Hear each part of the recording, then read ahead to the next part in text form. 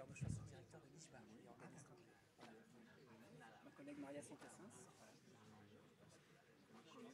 On a fait connaissance.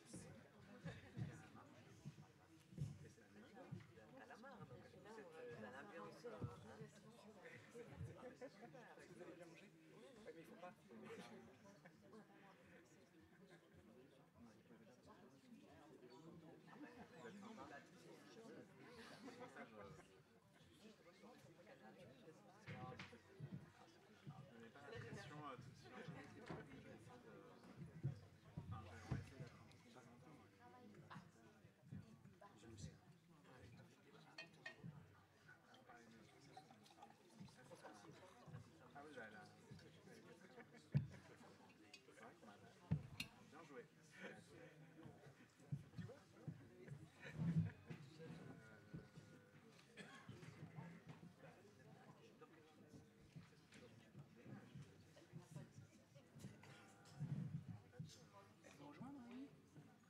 Elle est censée arriver, non, pour vous...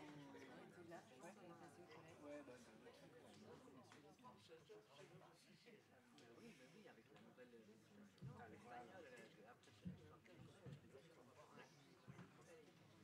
bah, comme tu... Ah non, c'est pas toi qui...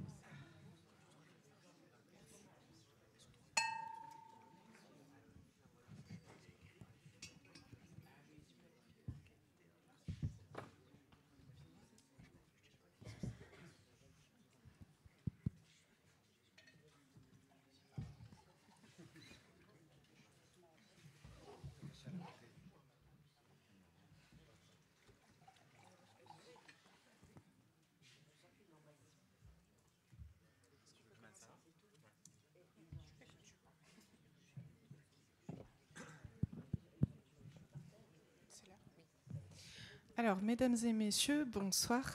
Bienvenue à ce débat organisé en partenariat avec l'IJBA. Donc, l'IJBA, c'est l'école de journalisme Bordeaux-Aquitaine.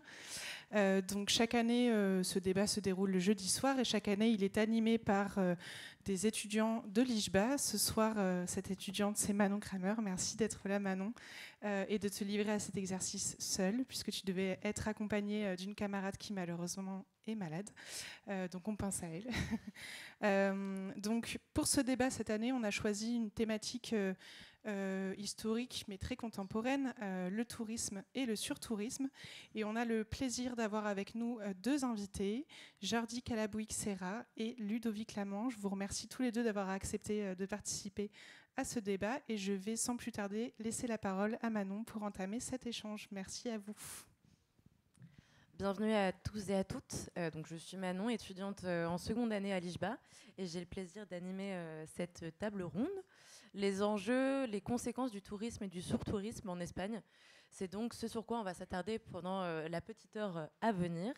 Et pour ce faire, j'ai le plaisir d'avoir avec moi Ludovic Lamant, journaliste à Mediapart. Vous êtes spécialiste des questions européennes et vous couvrez notamment pour Mediapart le territoire espagnol. Merci d'être avec nous. Et à ma droite, j'ai le plaisir d'accueillir Jordi Calabouic-Serra. Vous êtes attaché de recherche et d'enseignement en géographie et vous vous intéressez particulièrement à la durabilité du tourisme. Pour commencer, pour remettre un petit peu de contexte dans tout ça, l'Espagne, c'est 84 millions de touristes par an. C'est la deuxième destination touristique mondiale après la France. Ce chiffre, c'est surtout l'aboutissement d'une politique active qui débute dans les années 60 sous Franco, une politique d'aménagement des côtes méditerranéennes, une politique de modernisation des infrastructures de transport et de campagnes de promotion massive. Les années 60, ça n'est pas hier, et pourtant on parle de surtourisme en Espagne depuis à peine quelques années. Justement, Jordi Calabouic-Serra, expliquez-nous qu'est-ce qui distingue le tourisme du surtourisme, en d'autres termes, comment on passe de l'un à l'autre.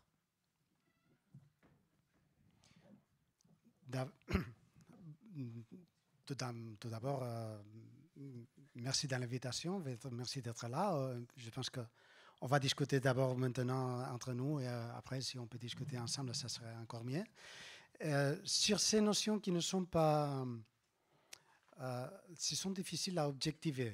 La notion de surtourisme, c'est très difficile à saisir dans le sens que Ça dépend de la perception de chacun. Oui, on peut considérer que quelque part, il y a beaucoup de touristes, mais ça dépend de qui, à qui on pose la question. Si on parle avec les gens qui vivent du tourisme, son avis va être oui, on veut encore plus de touristes parce qu'on gagne de l'argent, parce qu'en fait, on a construit notre vie autour de ça. On a construit notre vie, notre entreprise, même nos villes autour de cette idée qu'il y a quelqu'un qui arrive, peut-être pendant quelques mois de l'année, et qu'on habite ensemble avec eux et on a construit quelque chose ensemble. Et donc, jusque-là, bon, d'accord, on les espère. L'été qu'ils ne sont pas là, ça pose un problème. Mais par contre, il y a des gens qu'il y a des gens que pensent non, ça c'est déjà trop, parce que oui, on a accepté cette idée du tourisme, des gens qui venaient, ou même nous quand on va quelque part, mais ça suffit parce que ça commence à être un peu trop. Et là, l'idée d'un peu trop, c'est vraiment le cible qu'on doit choisir, qu'on doit chercher. Qu'est-ce qu'il y a derrière de cette idée de trop? Et par qui? Et en termes de ressenti dans la population, ce curseur de trop, il va se jouer où? Pourquoi on a ce terme de surtourisme qui rentre dans la langue dont on parle, qu'on dénonce? Ce trop, il se situe où? Il se situe normalement dans des choses très tangibles, comme par exemple l'impossibilité de trouver un logement, l'impossibilité d'aller quelque part parce que il y a des lieux qui sont appropriés par les touristes et qu'on y va plus parce que là, c'est un lieu pour les touristes. Ça peut être un bar, ça peut être un espace public, ça peut être un musée. Et donc, et à nouveau, ça dépend. Parce qu'il y a des gens qui aiment beaucoup être avec les touristes, même les touristes même. On peut trouver des gens qui voyagent, qui cherchent l'entre-soi avec les autres touristes. Et une destination touristique sans trop de touristes, ça peut être un peu triste. Et de l'autre côté, il y a les gens qui disent non, je préfère une certaine distance et une certaine pouvoir continuer ma vie sans que un pouvoir circuler pour mon trottoir, pour aller dans mon petit magasin, mon épicerie, que tout d'un coup, ce n'est plus une épicerie, c'est un truc pour les touristes qui offre des branches. Et justement, ces zones touristiques, elles ne sont pas réparties de manière homogène sur le territoire espagnol. Il y a des hotspots touristiques comme les îles Canaries, les Baléares. Si vous devait décrire, brosser à grands traits la physionomie du tourisme en Espagne, quel est-il? Où sont les zones tendues, les zones chaudes? En fait, je commence par les zones que peut-être ne sont les plus chaudes et que c'est là où il y a plus de touristes. On peut imaginer, par exemple, si on reste en France, on peut imaginer Argelès-sur-Mer. C'est une ville petite des Pyrénées-Orientales avec, je ne sais pas exactement, mais quelques milliers d'habitants, pas plus. Mais pendant l'été, avec le camping rempli, il y a plus de 150 000 personnes. Là, est-ce qu'il y a des problèmes de surtourisme? Peut-être pas, parce que ce sont des villes conçues pour ça. On attend vraiment 150 000 personnes. Et on les attend aussi à Benidorm, en Espagne, et à Lloret de Mar. Et on les attend à Torremolinos. Et il y a plein de stations balnéaires tout au long de la côte qu'on les attend. Là, parfois, en Canaries, s'il y en a trop, là, commence à y avoir un problème. Et là, on est dans le trop. Qu'est-ce qui s'est passé dans ce lieu? Il y a un moment que ces gens-là qui attendaient les touristes, tout d'un coup, disent « Mais écoutez, on est en train de... Peut-être on doit réfléchir les choses. Les territoires et les gens ont des limites. » Et par exemple, il y a des villes comme Barcelone, ou même les îles Baléares, que c'est un lieu touristique majeur, qui ont commencé à dire non, on doit réfléchir autrement parce qu'on est en train de déborder les limites de la ville. Parce qu'en fait, à Barcelone, par exemple, oui, c'est une ville touristique, mais ce n'est pas prête pour être une ville touristique à niveau de Torremolinos ou de Benidorm. Ce n'est pas pensé pour ça. Donc, pour résumer, c'est principalement la côte et certaines grandes villes comme Barcelone qui attirent ce flux touristique. Je vais ajouter la montagne. D'accord. Par exemple, pendant la Covid, Okay. tout était fermé, tout le monde restait chez eux. Et tout d'un coup, on a pu bouger un peu. Qu'est-ce qu'on a fait? On est allé en proximité. On ne pouvait pas traverser la frontière. On ne voulait pas aller dans des lieux trop massifiés parce qu'on avait peur des autres, de la masse. Et qu'est-ce qu'on a fait? Les gens de Barcelone, on est allé à la Cerdagne. Si vous connaissez à nouveau les Pyrénées-Orientales, il y a une vallée partagée entre les deux pays. Côté espagnol, c'est une vallée où il y a plus de deuxième résidence que de première résidence. Donc il y a plein de Barcelonais qui ont débarqué dans le vallée pour rester là pendant la pandémie. Et là, ça a créé d'énormes soucis de la population résidente de toute l'année qui ont commencé à dire « Non, mais ça c'est trop, qu'est-ce que vous faites là ? Ce n'est pas votre place, vous devez rester à Barcelone. » Et là, ils ont commencé à parler de surtourisme dans une vallée où ça n'existait pas comme mot. C'est une vallée, on peut parler à Barcelone, par exemple, du côté Airbnb, on peut parler à la Cerdagne du côté deuxième résidence. Ce sont deux façons de voir le surtourisme. Ludovic Lamant, vous connaissez aussi très bien l'Espagne. Vous y allez dans le cadre de vos articles pour Mediapart. Vous y allez aussi pour vous. Vous y étiez. Vous y étiez cet été. Est-ce que c'était un record cet été? Est-ce qu'il y a eu plus de touristes que d'habitude? Non, mais peut-être pour effectivement.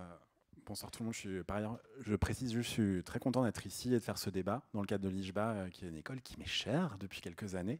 Donc voilà, je le place avant de commencer. Effectivement, moi j'avais l'impression quand même que le surtourisme, alors il y a un mot qu'on entend beaucoup en Espagne depuis quelques mois, qui est turismophobia aussi, qui est une autre manière de dire les choses, donc une espèce de tourismophobie. En fait, c'est un champ lexical qui est un peu miné. On ne sait pas effectivement très bien de quoi on parle, de jusqu'où, à partir de quel moment il y a du surtourisme.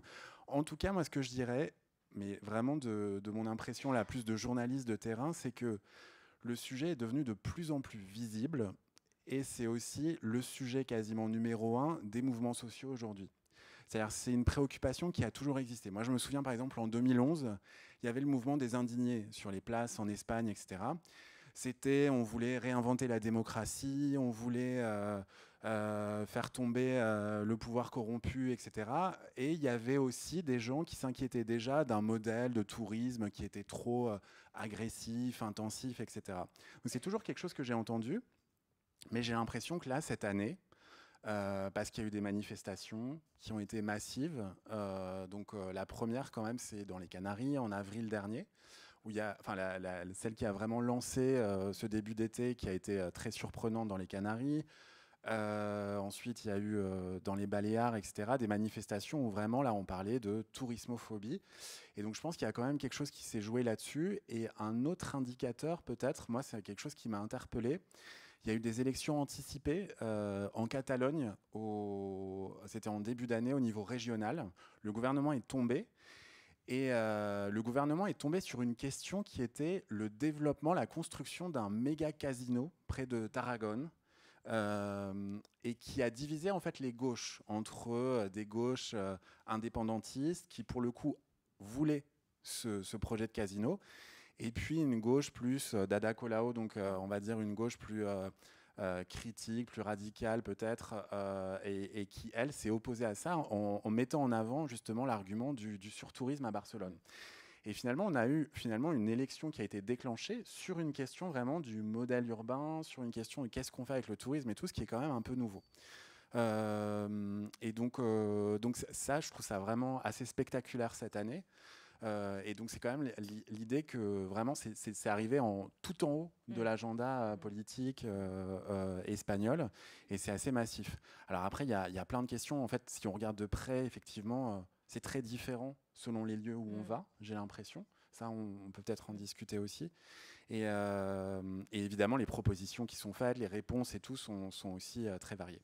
Mais voilà, j'ai répondu à ta question plus ou moins. De manière, c'est de revenir sur quelque chose de plus prosaïque, mais qu'est-ce que tu as pu y voir cet été?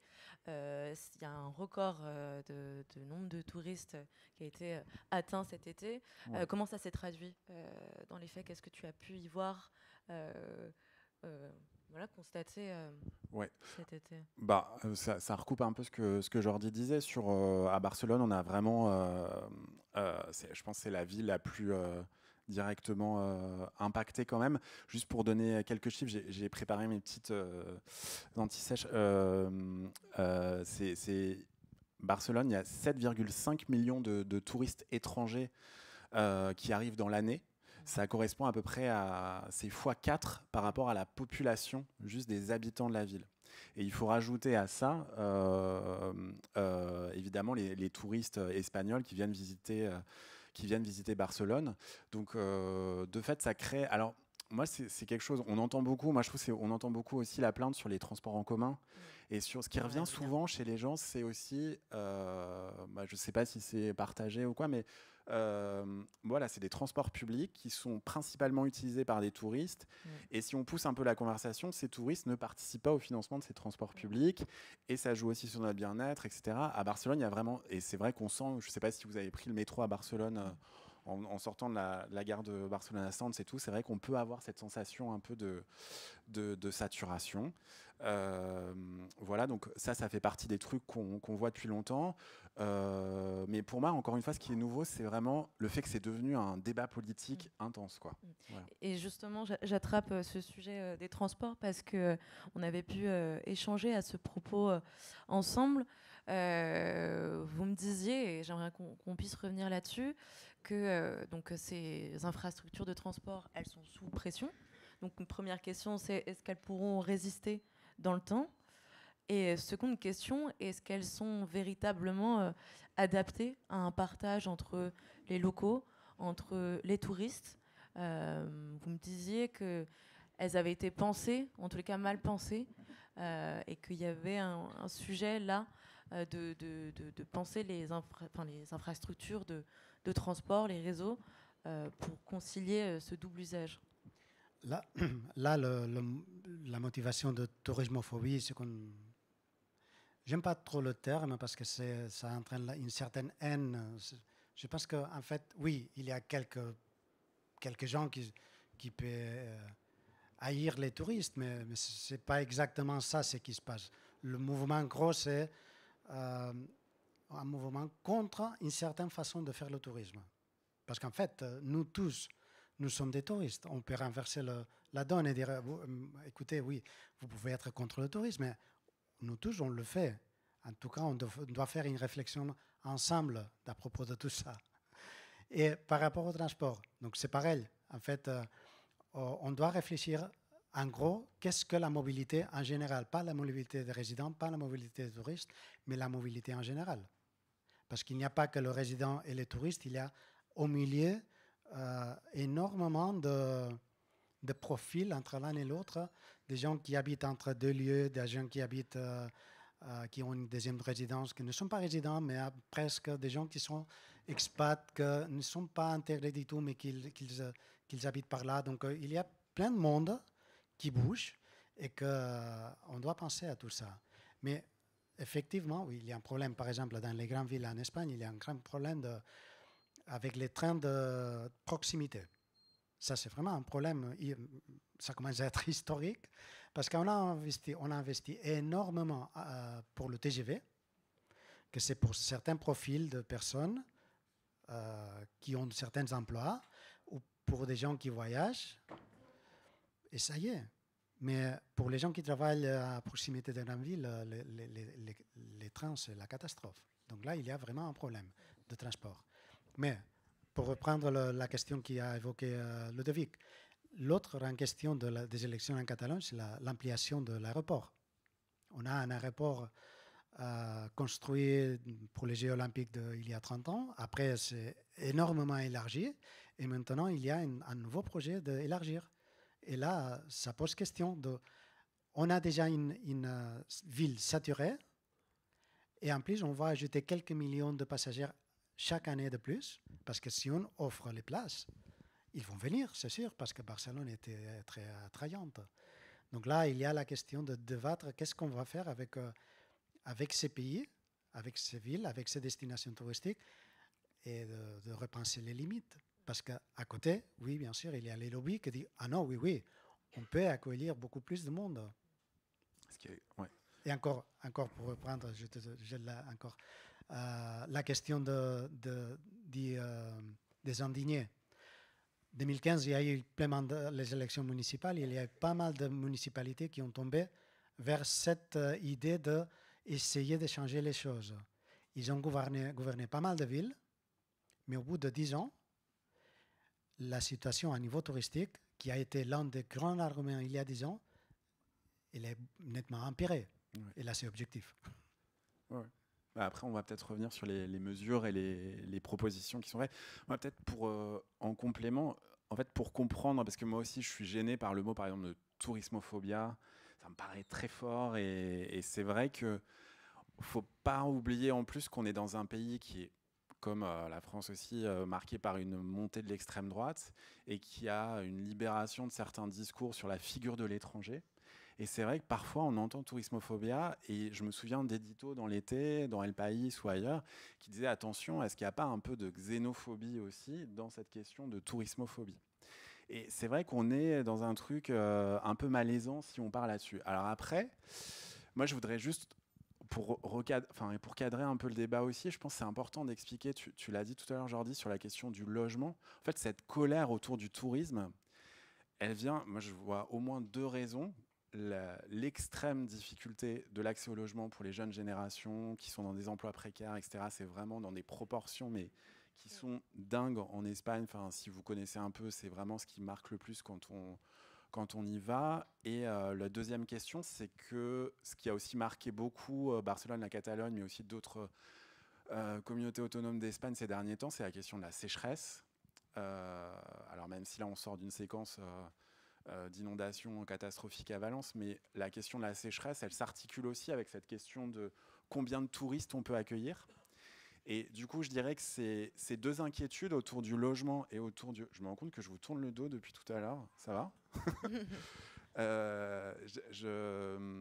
Cette question, en fait, à la fois de l'accès au logement chez les plus jeunes qui est quasiment condamné, et l'urgence de la question climatique qui se manifeste vraiment avec des limitations d'eau. Enfin, à Barcelone, il y a des pubs dans le métro pour dire attention, la consommation d'eau et tout. C'est quand même un niveau un tout petit peu au-dessus que ce que nous, on connaît en France. Et je pense que voilà, ça a créé aussi un terreau fertile pour dire il faut absolument qu'on se mette à repenser ça, parce que là, on va dans le mur. Et justement, sur cette question du logement, est-ce qu'il y a un risque à terme que Barcelone, par exemple, qui est une des villes où les prix des loyers s'envolent le plus, qu'elle se vide en fait de ses habitants à terme et que ça devienne une ville Disney, attraction touristique, c'est votre ville de cœur, de sujet Moi, je pense que c'est déjà le cas dans certaines, peut-être des villes. Je pense plus en Andalousie, par exemple Malaga. Alors, c'est pas moi le le géographe, quoi. Moi, c'est juste des impressions de terrain. Mais j'ai l'impression, par exemple, Malaga, il y a vraiment des pisos turísticos, donc des immeubles qui ont été rachetés pour faire de la location, mais vraiment de manière intensive. Et les prix sont tellement élevés dans ces villes touristiques que, du coup, les simples travailleurs qui habitent là sont rejetés dans les environs de la ville. Je ne sais pas si à Barcelone, c'est déjà le cas aussi massivement que dans des villes peut-être plus réduites. Mais voilà. En fait, j'allais évoquer Malaga aussi. Et Lisbonne, surtout, on est dans le festival d'Espagne-Portugal, donc Lisbonne, c'est vraiment la première ville qui a commencé à dire, écoutez, on a un problème avec cette histoire de Airbnb, qu'ils ont commencé avec une idée magnifique, que c'est de loger chez l'habitant. Que ce n'est pas du tout l'histoire actuelle de Airbnb, qu'il est rempli surtout de meublés touristiques, donc d'appartements, normalement pour les résidents, que maintenant c'est que pour les touristes. Donc là, c'est vraiment le sujet, à Lisbonne, à Malaga ou à Barcelone. Dans d'autres régions en Espagne, du littoral ou de montagne, c'est la deuxième résidence le problème. Parce qu'en fait, et encore, je vais ajouter un troisième problème. En Espagne, il y a énormément d'appartements vides. Donc là, on a, autour du logement, on a 3 problèmes. C'est-à-dire vide. Quoi? C'est-à-dire vide.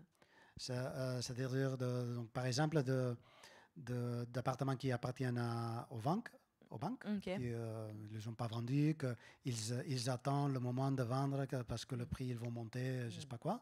Et donc, essayer de régler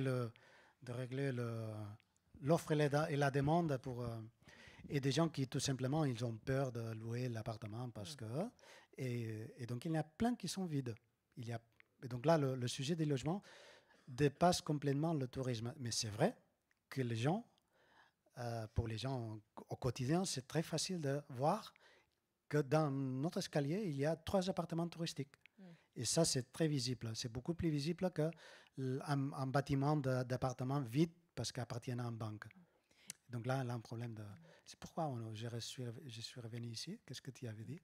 Sur la crise du logement, et dire que c'est un des la crise points très importants qui... Sur les gens qui sont rejetés à l'extérieur aussi.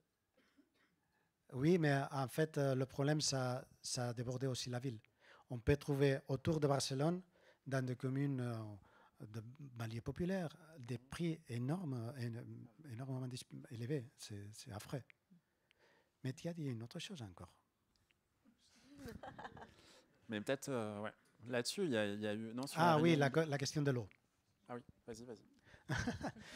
En fait, là, à niveau scientifique, disons, l'université, les chercheurs, ils ont réussi à démontrer qu'un touriste dépense beaucoup moins d'eau qu'un local.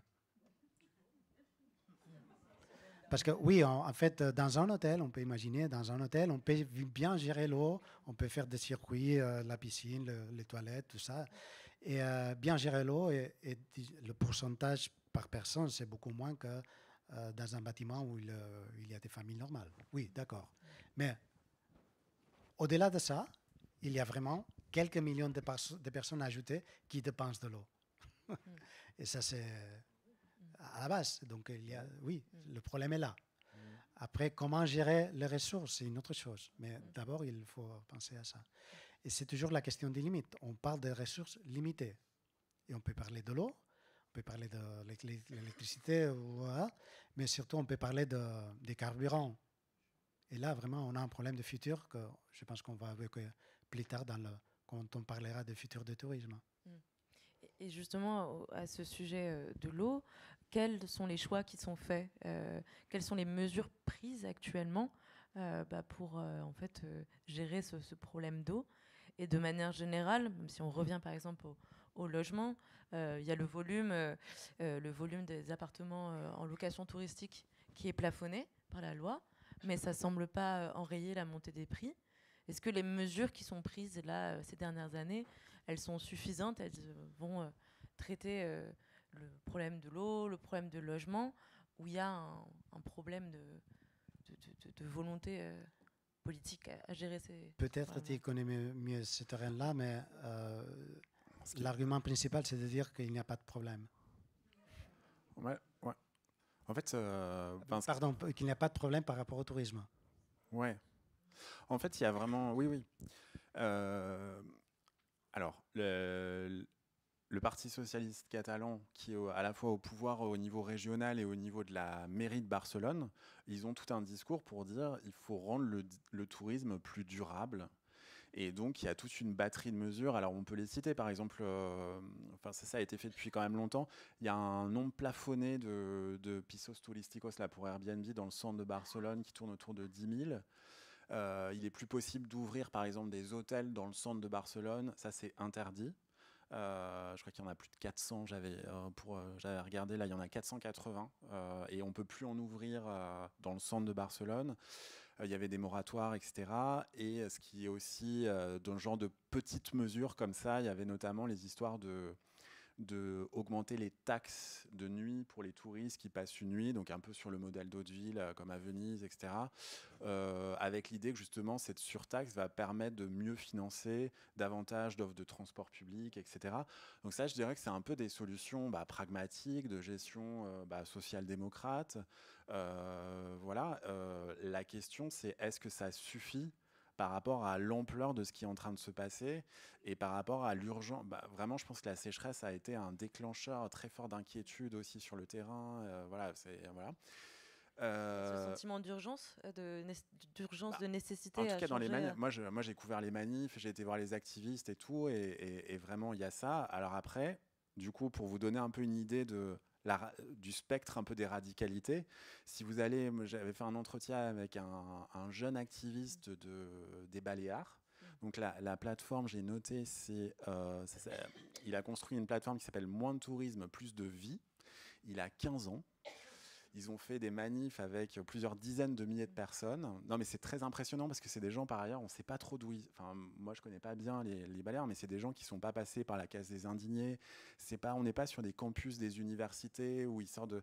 C'est vraiment quelque chose qui a surgi de manière différente. Alors, je pense vraiment sur les gens de Fridays for Future, les marches du climat, etc., et qui sont réappropriés ce sujet du surtourisme et de la tourismophobie et qui proposent là des solutions beaucoup plus radicales. Donc eux, ils sont vraiment sur la limitation, par exemple, des arrivées d'avions. Ils sont pour démanteler les structures de tourisme. Donc par exemple, il y a Turismo Barcelona qui est un peu le grand machin qui fait la promotion du tourisme pour Barcelone et qui est extrêmement important, qui est un établissement semi-public, semi-privé, je ne sais pas comment on dit. Oui, mixte, pardon. Et du coup, ils font campagne pour démanteler ce genre de structure de promotion de tourisme. Ils ont tout un discours sur aussi la décroissance, en fait, tout simplement. Donc, ce que je veux dire, c'est que entre, par exemple, Collboni, le maire de Barcelone, social-démocrate, jusqu'à ces activistes pour le climat, on a vraiment un éventail de pistes.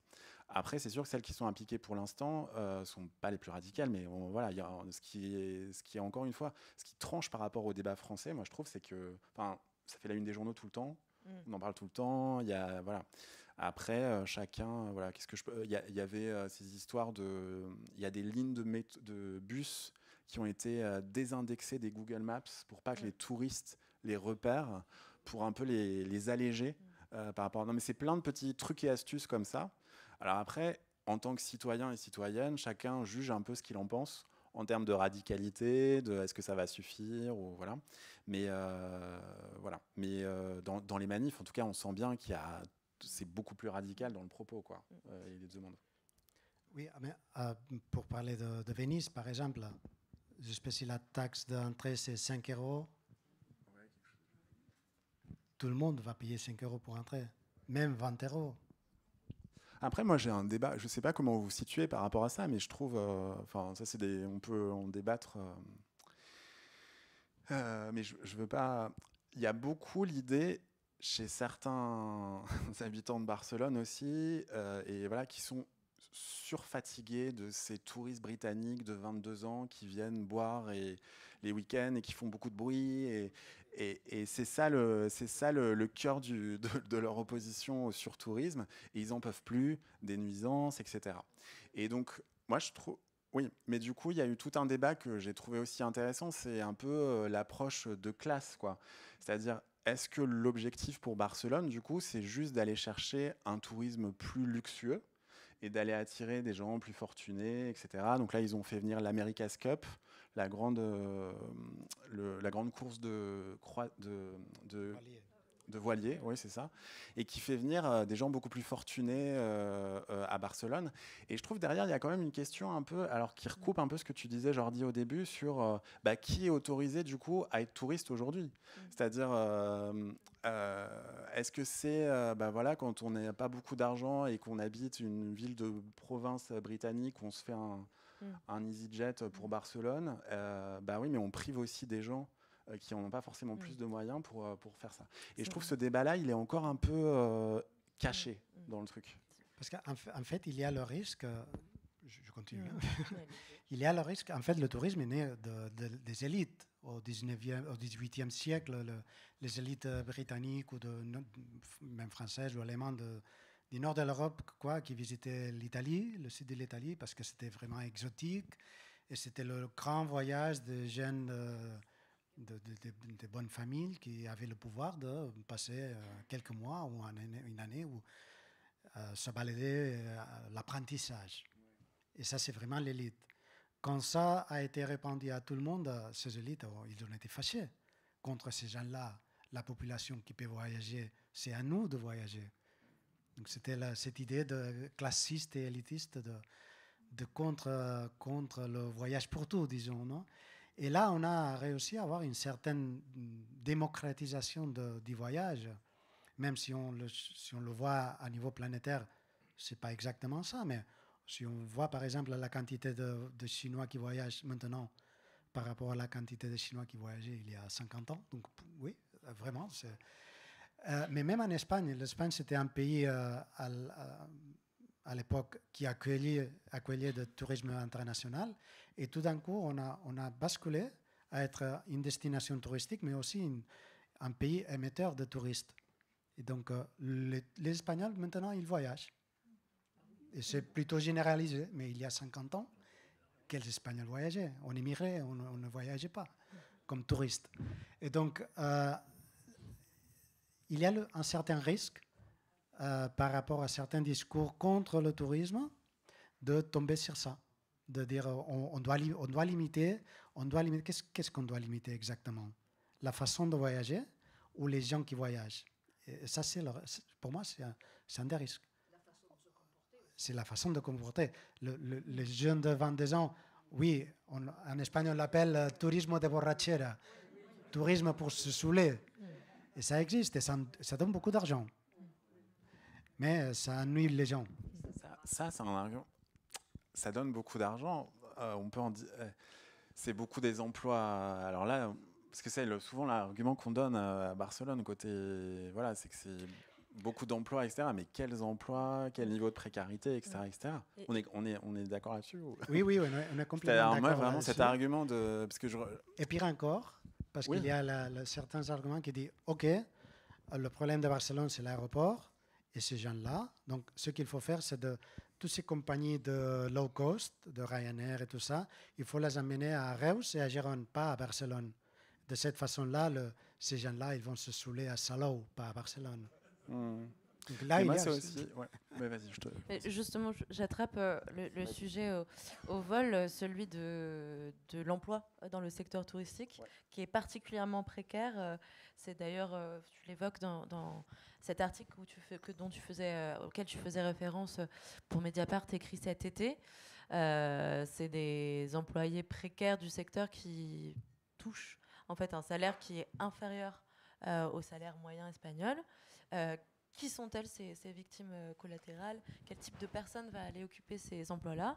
Et est-ce que c'est un sujet dont on parle en Espagne et qui mobilise? On était sur les sujets qui mobilisent pour dénoncer le surtourisme. Est-ce que ça en fait partie? Alors, je vais pas réussir à répondre à tout parce que j'ai pas toutes les infos, mais en tout cas, ce qui est vrai, c'est que les activistes dont je parlais tout à l'heure qui plaident pour la décroissance, par exemple, les plus radicaux, ils font valoir justement que la création d'emplois, parce que tout le temps le discours c'est on a besoin du tourisme parce que ça crée des emplois, mais c'est souvent des emplois donc sous-payés, dans l'informel et qui ne sont pas forcément les plus satisfaisants, enfin, avec les chiffres que tu donnais notamment. Je voulais juste signaler en passant, parce que je l'ai lu il n'y a pas longtemps, il y a ce bouquin de Ana Pacheco, qui est une jeune journaliste espagnole qui a fait un peu du Florence Aubenas, mais version plus... en tout cas, aussi en mêlant une forme d'essai assez originale. Elle s'est infiltrée dans les hôtels de luxe de Barcelone. et notamment dans des syndicats aussi de tourisme où il y a des négociations sur les salaires de ces grands hôtels, etc. Et elle, tout son propos, c'est essayer justement de documenter. Donc on découvre combien sont payés les masseurs des grands hôtels, combien sont payés les différents hiérarchies de voilà, les femmes et les hommes de ménage pour les chambres, les suites, etc. Donc elle a obtenu tout ça. Et elle a été aussi voir les témoignages. Enfin, moi, je trouve ça vraiment très intéressant, très stimulant sur un peu l'envers de cette bulle touristique. Et du coup, elle pose vraiment la question de même ces gens qui vivent du tourisme, et en même temps, eux ont des discours très favorables à l'arrivée de touristes, ces employés-là qui sont pourtant très mal payés par rapport aux bénéfices que font les fonds d'investissement qui détiennent ces grands hôtels, en fait revendiquent et veulent que le secteur du tourisme à Barcelone se développe. Donc elle pointe notamment des contradictions comme ça. Ouais. Le mouvement qui dénonce le surtourisme, est-ce que ces emplois précaires, c'est quelque chose dont on parle? Et c'est aussi un enjeu qu'ils utilisent pour dire que c'est pas identifié. suffisant. On peut pas juste dire il faut continuer à faire venir des touristes parce que ça crée de l'emploi. C'est-à-dire c'est un discours un peu trop simpliste, et ça c'est quand même en train d'être démonté un peu voilà. Après c'est sûr que dans des moments là c'est un peu l'Espagne est en croissance, les chiffres de l'emploi sont bons. Mais de toute façon, on voit bien aussi dans l'emploi les variations saisonnières, parce qu'il y a beaucoup plus d'emplois en Espagne quand c'est l'été, parce que pour les histoires de tourisme aussi. Et du coup, ça joue de manière évidente sur le rapport du pouvoir à tout ça. Mais ça, c'est important d'insister en tout cas sur la précarité de ces emplois. Oui. Oui, mais je pense que ça s'est utilisé pour ceux qui sont favorables à attirer plus de touristes. Oui, ça crée des emplois, peut-être, que pour les gens qui sont contre. Les gens qui sont contre, je pense qu'ils voient vraiment leur quotidien. Le quartier de Barcelone, près du port, si vous connaissez Barcelone, les Ramblas, et tout le quartier en bas, c'est un quartier touristique maintenant. Mais il n'y a pas d'épicerie pour les gens qui habitent là. Et ça s'est transformé en 20 ans. Et ça, c'est vraiment le drame du quotidien il est en train de s'éparpiller un peu partout dans Barcelone, autour de la Sagrada Familia.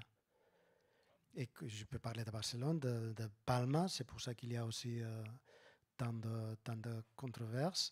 Valence, Malaga, toutes les grandes villes, surtout sur la côte pour l'instant.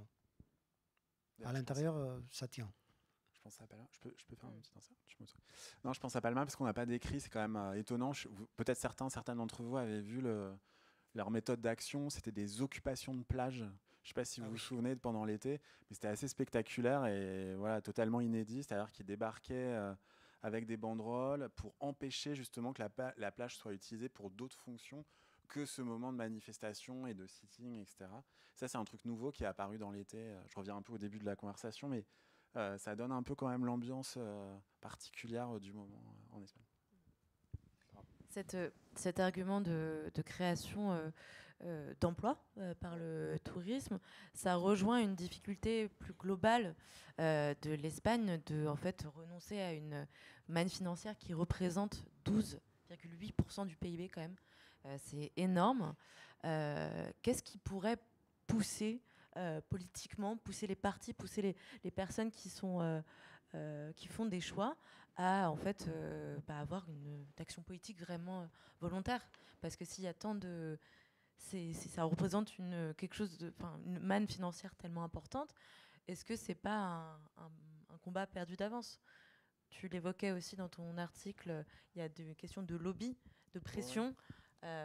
Est-ce que c'est même possible?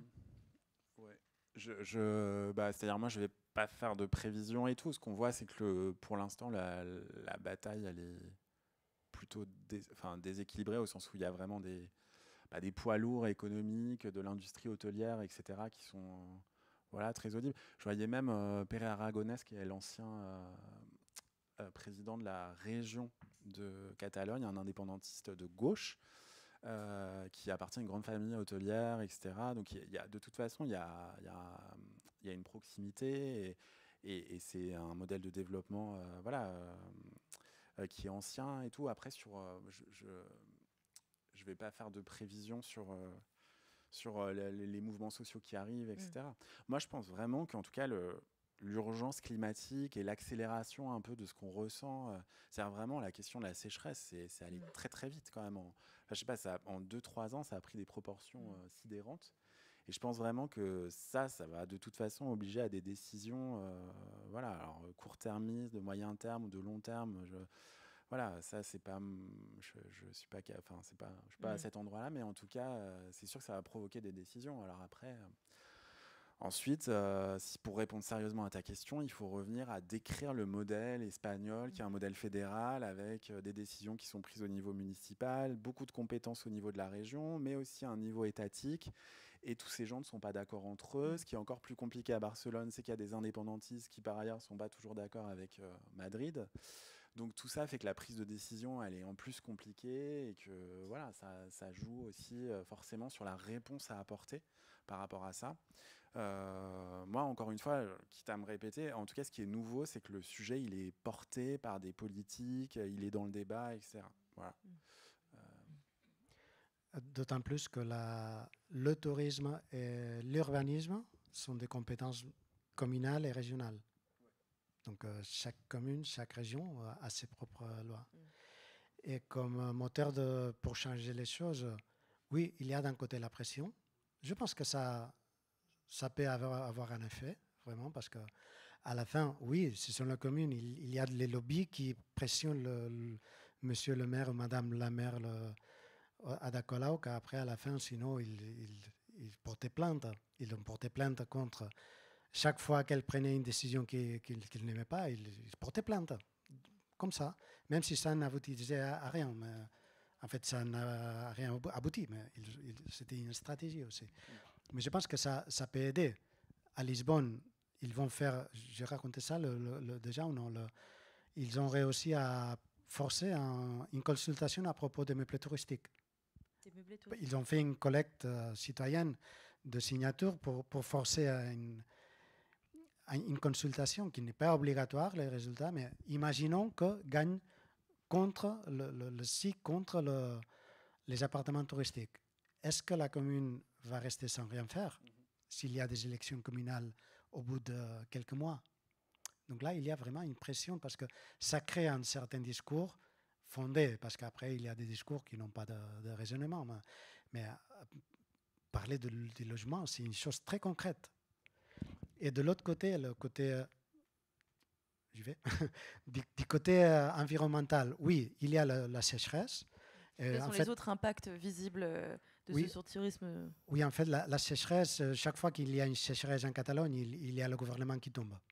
Ça, c'est vrai. Là, il n'y a aucun gouvernement régional qui a supporté une sécheresse.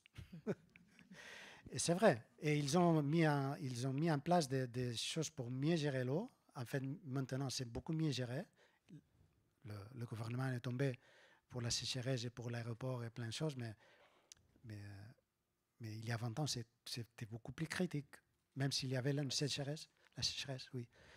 Il y a eu déjà, c'était les années 2004, 2005, je ne sais pas exactement. Mais il y aura une chose qui va bouleverser le tourisme d'ici quelques années. Je ne sais pas si ça sera demain, c'est la décarbonisation. Et ça va vraiment changer la donne. En quoi? Parce que ça veut dire moins d'avions et moins de voitures. Parce qu'on n'a pas, pour l'instant, comment remplacer la voiture personnelle et l'avion. On n'a pas une solution, surtout l'avion. Et donc, peut-être ça va changer avec des voyages, disons, moins voyagés ou voyager près de chez nous. Et si on voyage loin, si on va au Mexique, peut-être on va voyager pendant un mois, pas pendant une semaine. Et surtout pas prendre un Ryanair pour aller à Londres à prendre un café. Non, ça va se finir. Et qu'est-ce que ça peut entraîner? On peut entraîner, oui, un tourisme plus raisonnable à niveau de mobilité, à niveau de lenteur de voyage. On va rester plus de temps, on pourra connaître un peu plus, on pourra augmenter ses côtés relationnels avec les gens. C'est sûr que le touriste et les gens du coin vont aimer ça. et que les gens, les résidents, vont aimer beaucoup plus les touristes s'ils le connaissent un peu plus. Donc là, il y a un côté que je suis optimiste. Mais au contraire, si on ne peut pas voyager au Cambodge ou au Japon, où est-ce qu'ils vont aller tous les Parisiens à proximité? Donc là, au minimum, pendant quelques temps, on aura un problème de surtourisme dans des lieux à proximité qu'on ne s'attendait pas.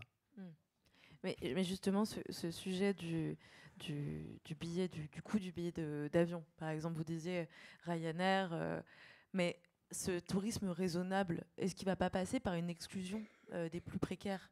Parce que si voyager d'une meilleure manière, ça coûte plus cher, est-ce que ça ne va pas passer par l'exclusion des plus précaires, de ceux qui font 2 heures d'avion, qui font Paris-Barcelone et qui viennent boire, comme on en parlait, le week-end, et en fait ça coûte moins cher que Paris, que France-Maroc. En fait, il y a des choses complètement irraisonnables, comme le billet de Paris-Barcelone en train, c'est beaucoup plus cher que par avion. Ça, c'est incompréhensible. Mais il y a tout un système qui permet ça. Et ça doit se finir. Et ça va par se finir. Et il y aura une élitisation du voyage, de certains voyages, oui. Il y aura des gens qui peuvent payer, même comme ça, on peut payer des voyages aux Maldives tous les 3 ans, et des gens qui pourront faire un voyage, un long voyage à sa vie. Oui, peut-être on va arriver à ça, mais on peut aussi penser à interdire le voyage en avion de proximité ou les jets privés. Il y a plein de choses à penser. Peut-être on... Non, mais j'entends des réactions et tout. On peut... Non. Tu veux faire passer un micro? Non, mais en tout cas, moi, juste peut-être en complément sur les trucs, peut-être pas être trop sombre de mon côté, en tout cas sur les possibles et tout. Il y a toutes ces batailles qu'on n'a pas évoquées. Alors pareil, à Barcelone et Valence, c'est très fort sur les croisières. Ah oui. Donc ça, oui, les croisières, pardon, je parle pas assez. Oui, mais du coup, non, mais mon point là, c'était aussi qu'il y a eu quelques victoires. Donc il y a tout un activisme contre les croisières à Venise, Marseille, Barcelone, Valence, qui sont assez bien organisés, et notamment à Venise, il y a eu quand même des victoires sur ces choses-là, des décisions de la mairie et tout. Donc c'est aussi la preuve que ces mouvements qui s'organisent obtiennent des choses, et que à Barcelone, ça a été un peu plus compliqué, je crois, parce qu'il y a une extension d'un quai qui permet maintenant l'accès plus peut-être pas à Barcelone, mais j'ai l'impression que là, il y a peut-être des victoires aussi à ce niveau-là. Et vraiment, à Venise, en tout cas, ils ont été quand même en partie chassés de l'hyper grand canal et centre historique et tout. Alors, on peut dire que ça ne fait que reporter la pollution ailleurs, mais en tout cas, en termes de protection déjà du patrimoine, c'est une vraie avancée d'un mouvement social, local et tout, qui a gagné ça. Le truc a été repris par le maire de Venise, etc. Donc, c'est un vrai process vertueux, si on peut dire ça comme ça. Et du coup, c'est vrai que ça résonne avec plein de batailles en Espagne en ce moment aussi. Voilà, mais c'était juste pour être pas trop... je pense qu'on peut conclure sur ce petit message d'espoir. Je pense qu'on va... voilà, une belle conclusion. On va faire passer un micro pour des questions, si vous voulez réagir à ce qu'il a été dit. Oui. Alors, voilà. Il faut se lancer. Après, ça part. Merci. Loin de moi de porter tort au tourisme espagnol ou portugais, j'ai du mal à comprendre, vu qu'il y a un réchauffement climatique global, en particulier en Europe du Sud, comment on arrive à attirer autant de touristes. Par exemple, prenons la France. Bon, l'été dernier, il n'a pas fait beau. L'été d'avant, on a étouffé en France. Comment se fait-il que des gens qui étouffent pendant l'année vont en vacances dans un pays où ils vont étouffer encore plus et où ils manqueront encore plus d'eau? Je trouve que là, de la part du touriste potentiel, il y a une question qui se pose. Pourquoi se tourne-t-on pas plutôt vers les pays nordiques? Vous avez entendu, vous savez qu'il y a eu de grosses inondations à Valence ce jour-là, et qu'il y a eu une discussion politique autour de comment ils ont géré. Donc, l'une des personnes qui a perdu son poste, c'est la responsable du tourisme de Valence, qui avait sorti, pas maintenant, mais il y a quelques semaines ou mois, elle avait dit qu'avec le changement climatique, on peut élargir la saison. Peut-être les touristes ne vont pas venir le mois d'août, mais on peut élargir la saison parce qu'il fait beau temps jusqu'au mois de novembre, décembre. Mais heureusement, on l'a viré. Bonjour, merci pour vos interventions déjà. Alors désolé, je vais revenir sur les problématiques environnementales. Et moi, il y a une question, enfin, à vous écoutant, parce que je ne connais pas bien le sujet en soi, j'ai l'impression que les questions environnementales sont un peu, pas marginales, mais en tout cas pas au cœur des enjeux du surtourisme, comme ça peut l'être par exemple, je pense à Venise. Et en fait, est-ce que c'est une mauvaise perception de ma part, ou enfin, à quel point les facteurs environnementaux, la problématique environnementale est au cœur ou non des débats des gens qui manifestent? Est-ce que c'est un sujet Ouais. Voilà. Merci. Je veux bien essayer de... On ne sera peut-être pas d'accord. C'est une bonne question, je trouve, sur l'Espagne, parce que par ailleurs, on peut quand même dire que l'Espagne est une exception, je pense quasiment une exception au niveau européen.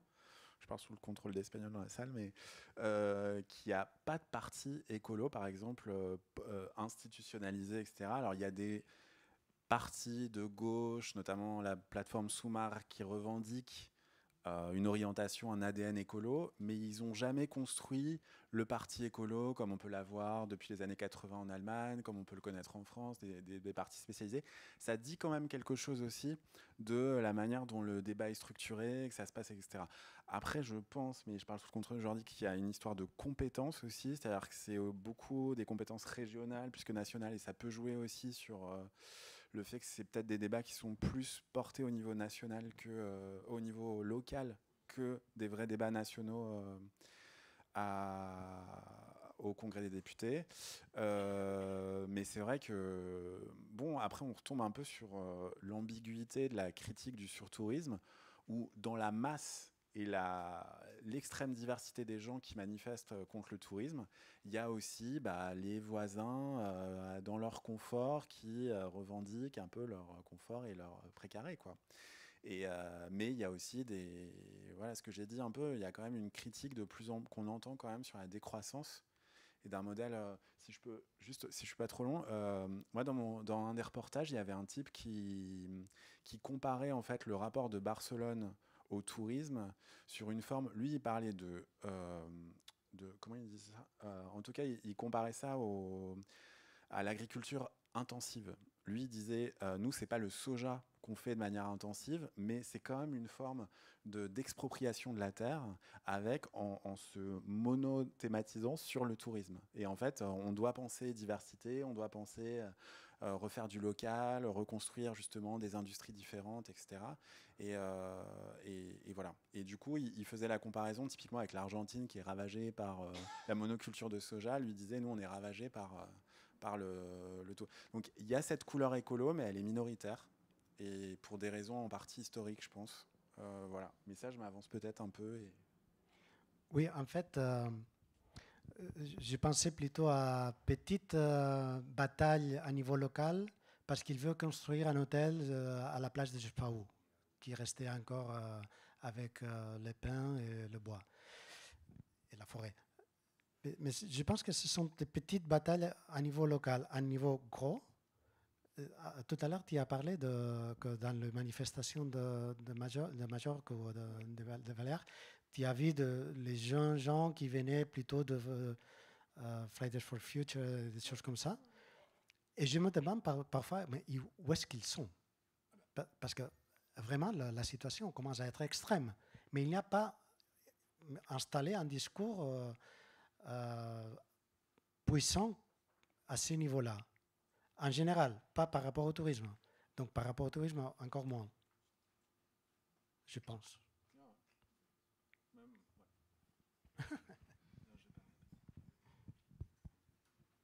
Alors, y a-t-il une autre question ou une autre réaction? Oui, attendez, je vous apporte le micro parce que c'est filmé. Oui, je voudrais savoir si en Espagne, il y a des zones protégées, un rivage par exemple, où on ne construit pas d'hôtels Je sais qu'il y a des parcs nationaux en Espagne, mais est-ce qu'il y a des rivages, comme nous avons un peu aussi en France, un rivage où on ne peut pas construire? Par exemple, je parle de Lacanau ou du Porge, où il est interdit de construire des hôtels et des résidences. Le littoral protégé où il est interdit de construire, pour garder la forêt, pour garder la plage intacte. Alors, il y a le... Voilà. Oui. Il y a les différentes mesures de protection d'un espace naturel. Il y a des parcs nationaux, et il y a des parcs des petites, différentes façons de protéger. Ça existe. C'est vrai qu'on est arrivé un peu tard. Et c'est vrai qu'après, ça dépend de chaque commune. Chaque commune a sa planification urbanistique, son aménagement, et elle décide si on va organiser ou pas avec l'accord de la région. Et là, il y a toujours les pressions de la construction. Et oui, il y a une petite frange je ne me souviens plus de combien de mètres, que c'est protégé, mais c'est très peu. Le conservatoire du littoral. Voilà. Ouais, Qui achète des propriétés, ça n'existe pas en Espagne, non. Voilà, c'est ça. Non. Et la plupart j'oserais dire qu'il y a pas mal de parcs naturels en Espagne qui sont de propriété privée. Le parc, c'est de gestion publique, mais en dessus, il y a des propriétés privées, donc il faut accorder plein de choses. C'est bien comme expérience de protection, parce que oui, par exemple, il y a des agriculteurs qui ont certaines limitations de choses qu'ils peuvent faire ou pas. Mais ça, c'est difficile à gérer, oui. Mais alors là, j'ai plus la casquette du journaliste de Mediapart, mais il y avait eu ce scandale sur Doñana, c'est ça, hein, la réserve d'Andalousie, qui est un trésor, un joyau, vraiment, c'est absolument sublime, si certaines d'entre vous sont déjà allés. Bon, cet endroit est totalement menacé par la sécheresse absolue, etc. Et il y a en 2023, donc ça c'est protégé, c'est une zone absolument protégée, géniale, la loi est là, etc. Il y a des règlements. Voilà. Comment ? Non, alors ça ressemble à, enfin je ne saurais pas le décrire, mais c'est bon, allez sur Google, voilà. Et ce qui s'est passé, c'est qu'en 2023, il y a une polémique dans un contexte de sécheresse, etc. Parce qu'en fait, on s'est rendu compte que beaucoup de parcelles d'agriculteurs qui cultivaient des serres de tomates tout autour de la réserve, mais qui étaient autour, en fait, avaient construit des forages pour aller chercher de l'eau et pomper cette espèce de Camargue. Bon, je le dis très mal, mais imaginez une Camargue espagnole, andalouse. Et du coup, contribuer à l'accélération de la sécheresse et la disparition de ce biotope qui est absolument unique en Europe.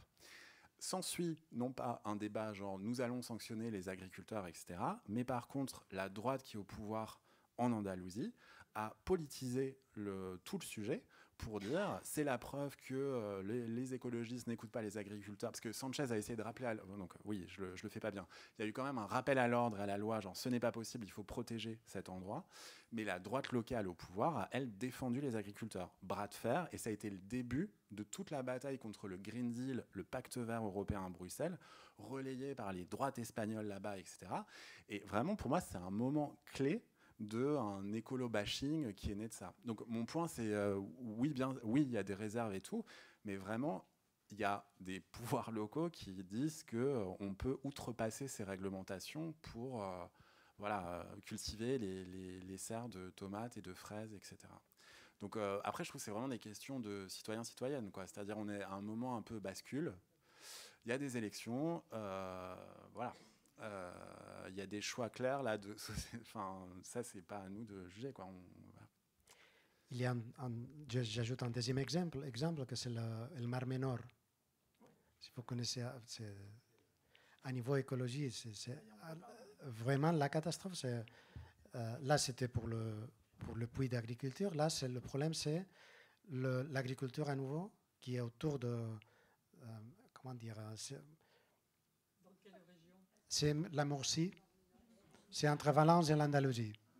Et c'est on dit une lacune en français, une lacune qui est proche du mer. Donc, c'est comme une espèce de mer intérieure, salée, mais pas tant que plus que la Méditerranée, bon, différent que la Méditerranée, parce qu'il y a un bras de... Et donc là, on a fait un développement touristique, ça, c'est une autre histoire, de masse aux années 60. Après, ils ont changé pour dire non, on doit être durable. Ils ont tout urbanisé autour avec des urbanisations éparpillées, et en justifiant que c'était moins dense, donc c'était plus soutenable, donc pas du tout, mais bon. Mais à côté, il y a l'agriculture, donc il y a une grosse zone agricole que tous les eaux vont vers la lagune. Et donc, il y a plein de polluants de l'agriculture qui tombent là-dedans. Et donc là, il y a toute la catastrophe imaginable de dysfonction environnementale, de méduses qui apparaissent à centaines de milliers.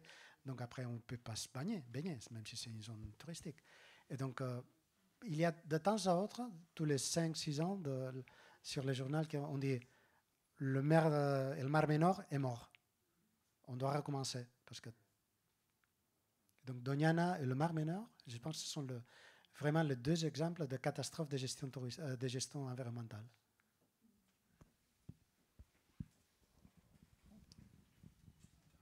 Alors, il y a une question au fond.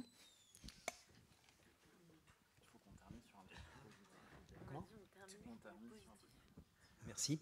Une question plus générale. Pourquoi les Européens, en règle générale, vont faire du tourisme en Espagne? Bon, on sait que les Anglais, par exemple, c'est pour se bourrer la gueule, vous avez déjà bien spécifié cet aspect. Mais est-ce que c'est un phénomène de mode? Est-ce que, sachant, bon, il fait beau, ça j'en conviens, il fait beau, la mer est chaude, et les prix sont moins élevés qu'en France, c'est un atout. Mais bon, les prix moins élevés, il y a des leviers pour jouer là-dessus. Je dirais par exemple pour l'aéroport de Barcelone, il suffit de jouer sur les taxes aéroports pour limiter le flux aérien. Bah, il suffit, mais vous avez, vous avez la moitié toutes les entreprises catalanes vont vous tomber dessus, etc. direct. Oui, d'accord, non mais effectivement, si... Ouais. Là, dans votre raisonnement, ça veut dire quoi? Ça veut dire que le tourisme, on accueille le tourisme les bras ouverts. Ouais. Mais on se rend compte maintenant que les bras, il faut les refermer un petit peu. Il faut les refermer. Donc, voilà, il y a certains leviers qui pourraient être actionnés. Oui. Voilà. Ah non, mais je suis bien d'accord. Non, mais je suis d'accord avec vous sur les options. Il n'y a pas de souci. Mais je dis juste que c'est pas si facile que ça politiquement. Parce qu'il y a un niveau de lobbying de l'industrie hôtelière. Enfin, Barcelone, par ailleurs, on n'a pas dit, mais c'est les Jeux Olympiques de 92, c'est tout cet imaginaire aussi qui a beaucoup joué. Voilà. Moi, sur les raisons de pourquoi l'Espagne est... je vais laisser mon camarade. Je pense qu'il y a... Enfin, historiquement, ça vient quand même un peu de choix politiques aussi faits au temps du franquisme, où ils ont voulu mettre en scène une forme d'ouverture un peu douce et de modernité dès cette époque, quoi, les années 60, tout ça, où Franco, ils ont décidé de miser là-dessus. Mais En fait, oui, il y a une politique active pour attirer les touristes depuis les années 60 et que ça a continué et ça continue toujours. Il y a plein de ressources touristique, il y a le climat, oui, il y a la météo, il y a le soleil, il y a le patrimoine culturel, il y a le patrimoine naturel. On peut dire que ça existe partout, mais on l'a mis en tourisme. Et je pense que peut-être de la France, on peut avoir une certaine distorsion, parce que la France aussi, elle a beaucoup de patrimoine, et beaucoup de patrimoine mis en tourisme très bien géré. Et en Espagne, c'est pareil. Oui, on peut faire 1000 critiques, mais les standards de qualité des établissements touristiques en France et en Espagne, le système en général, est d'une qualité majeure à niveau planétaire. D'une façon générale. On peut trouver de belles choses un peu partout, mais en général, un système qui fonctionne d'une façon comme fonctionne l'Espagne ou la France, c'est difficile à trouver. En plus, là, on a pointé vraiment dans le point critique de surtourisme en Espagne. On n'a pas parlé de Bilbao. On n'a pas parlé de Valladolid. On n'a pas parlé de 1000 destinations touristiques en Espagne qu'ils vont bien, plutôt bien. Après, il y a aussi des 1000 formes de gestion. À Grenade, pour l'Alhambra, ils ont mis un numéro maximum d'entrée. Je pense que c'est trop, mais ils ont fait ça.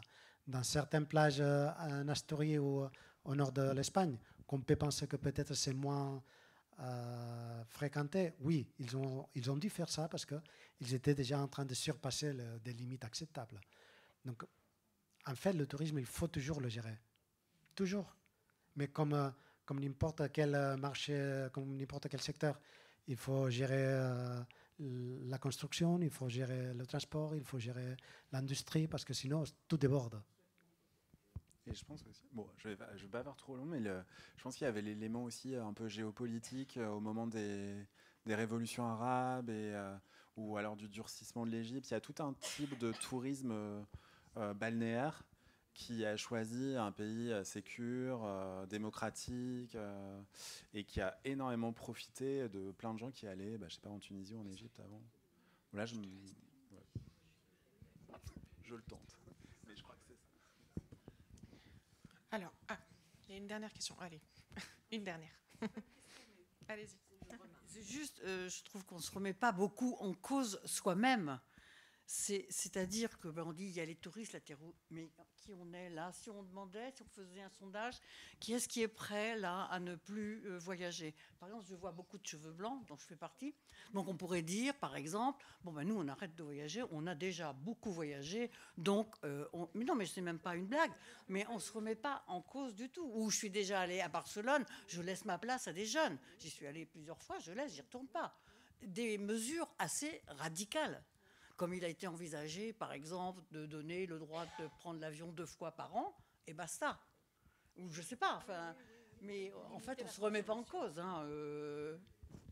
Bon, voilà. Mais je pense que la clé, c'est de voyager. Comment on voyage? Pardon?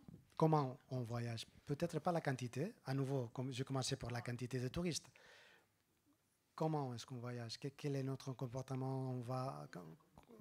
Le comportement, l'attitude, la façon de voyager.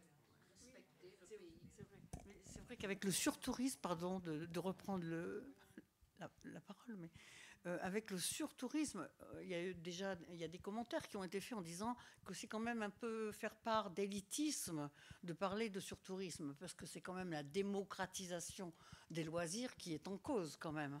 Comme vous disiez, le rappeler, au 19e siècle, il n'y avait pas de problème. C'était les classes supérieures qui pouvaient voyager, faire le grand tour, pour les Anglais par exemple, en Europe et tout. Bon, d'accord, et là, il n'y avait pas de problème de surtourisme. C'est surtout la démocratisation qui a engendré ce malaise. Ces excès. Mais il y a des études qui démontrent que le bienfait du voyage pour les seniors. Donc là, vous avez l'argumentation pour dire oui, il faut voyager parce que on sort de l'isolement, on fait la socialisation, on sort du quotidien. Il y a plein de bienfaits. Il y a plein de bienfaits au-delà de l'économie. Et peut-être que ça, on doit en parler un peu plus. Ouais, sortir un peu du discours de l'économie, du produit intérieur brut, et chercher qu'est-ce que nous apporte le tourisme comme du côté humain, du côté relationnel. Et qu'est-ce qui nous apporte pas? Qu'est-ce que nous faisons d'une façon que peut-être on peut améliorer? Parce que s'il n'y a pas de relationnel, est-ce que peut-être on est en train de faire des choses qui ne sont pas correctes? Non, moi, mon point, c'était aussi que je trouve ça compliqué de tout faire reposer sur des choix personnels individuels. Et à un moment, mais ça, c'est peut-être mon côté un peu à l'ancienne, je trouverais ça bien que ce soit des débats politiques sur la question du quota, du nombre de personnes, de limiter le nombre de trajets, etc. Que ces questions soient posées au niveau national, voilà, avec des lois, des partis qui portent ces questions, tout ça. Mais c'est pas du tout antagoniste. Enfin, je veux dire, j'entends tout à fait votre position, mais je sais pas si ça peut suffire par rapport. Voilà. Mais c'était mon petit point. Est-ce que je peux critiquer l'université? Parce qu'en fait, il y a des sociétés qui ont décidé de, par exemple, pour les employés, un certain numéro de kilomètres par avion ou de voyages par avion chaque année, et après, c'est fini, ce que vous disiez tout à l'heure. Et donc, limiter les voyages qui sont les plus polluants, ça, on peut le faire. il y a des sociétés privées qui ont décidé de faire ça. Mais par contre, il y a l'université. Moi, je suis géographe et je travaille dans une école de tourisme. On sort le discours, oui, il faut voyager autrement, et patati patata. Mais qui voyage le plus? Les chercheurs en géographie du tourisme qui vont d'un colloque à l'autre, un peu partout dans le monde. Je fais un peu la blague, mais vraiment, il y a le côté institutionnel et le côté personnel il faut remuer quelque chose aussi. Alors, on va s'arrêter là. Peut-être, Manon, je te laisse le mot de la fin. Et en tout cas, merci à vous, à tous les deux, pour vos interventions. Le mot de la fin n'était pas prévu, mais je crois qu'il est assez clair. Vous remerciez tous les deux d'avoir participé à ce débat, d'avoir parfois débattu sans moi, même. Mais voilà, merci à vous deux. Belle soirée.